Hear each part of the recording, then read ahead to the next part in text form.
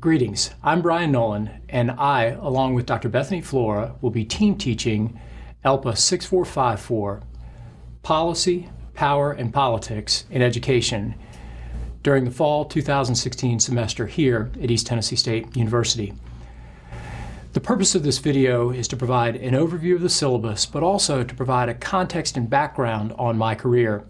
I feel it's important for us to get to know each other as individuals. We'll have the opportunity to be together on 2 occasions, in early October and then in middle November in Nashville, for focused seminar conversations around current issues facing American higher education and its system of community colleges. But as referenced earlier, I want to take a few moments to walk through the syllabus and talk some about myself. I had the wonderful opportunity to spend formative years at the Tennessee Higher Education Commission as I was working on my doctoral degree at the University of Tennessee.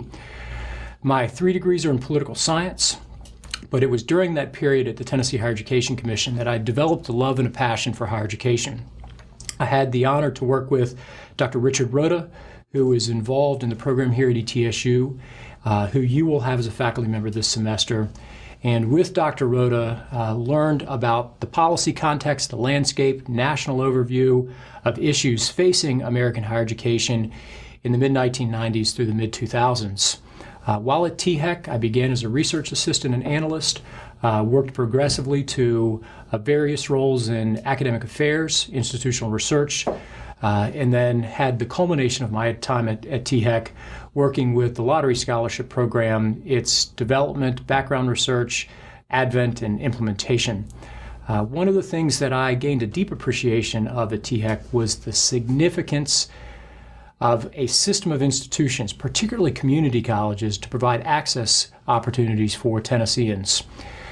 Those access opportunities have defined the mission of higher education in our nation since the land grant development in the late 1800s all the way up through the GI Bill to the advent of the community colleges in the 1960s to the rich development of systems of educations across the 50 states.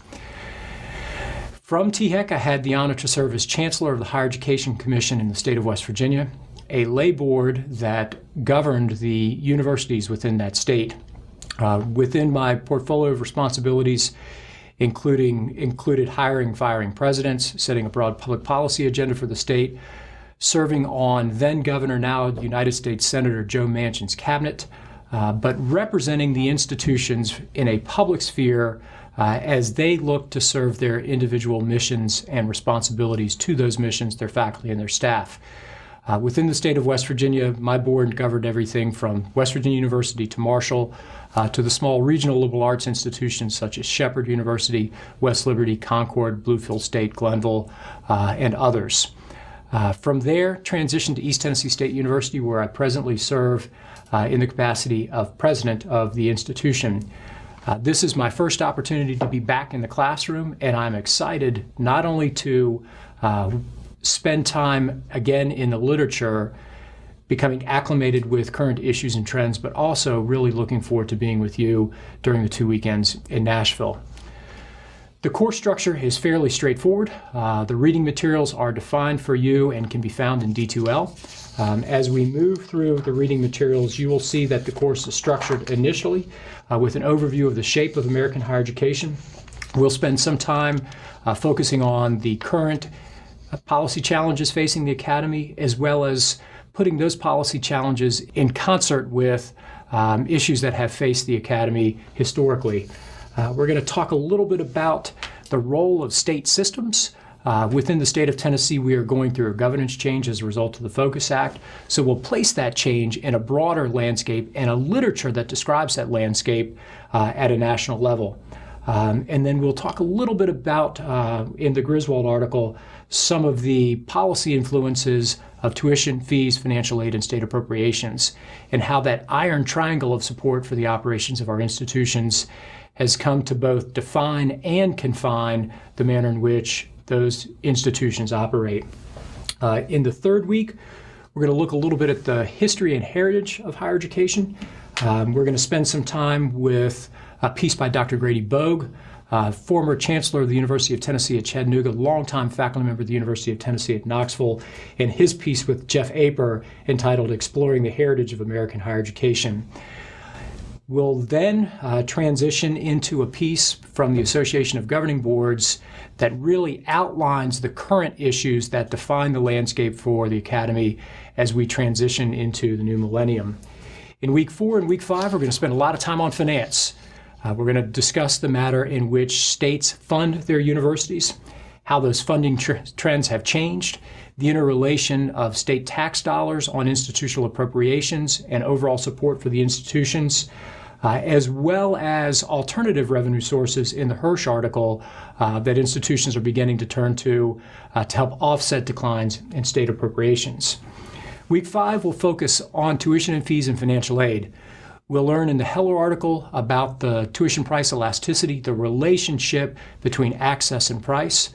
We'll examine the landscape of national financial aid policy. And then there are 2 supplemental readings that are there to provide context, the 2015 reports from the College Board on both affordability as well as trends within pricing and student aid.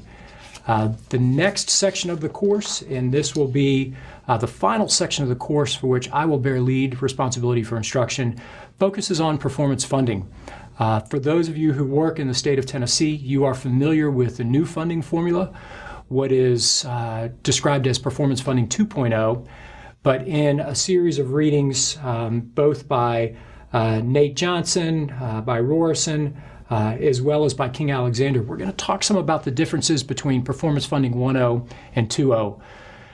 Tennessee in the late 1970s received a grant from the Ford Foundation that provided the genesis for the performance funding movement across the nation. That initial focus on student outcomes, the ability to reward institutions financially for outcomes, really was a paradigm shift in the Academy. We'll examine how that paradigm has evolved and then how that paradigm was transformed with the shift to a new proprietary focus on outcomes as the sole means through which institutions receive state support in Tennessee, in Indiana, and as you'll see in some of the readings, in really about a third of the states nationally. From there, I'll transition the course to Dr. Flora, and Dr. Flora will delve into the seminal work of Pasquarella and Terenzini, examining how college impacts students. So that is a quick overview of the syllabus, a quick overview of the portions of the course for which I will provide the lead instruction, as well as a little bit of background on myself. I look forward to being with you throughout the semester, and I really look forward to meeting each of you personally when we're together in Nashville in October and November.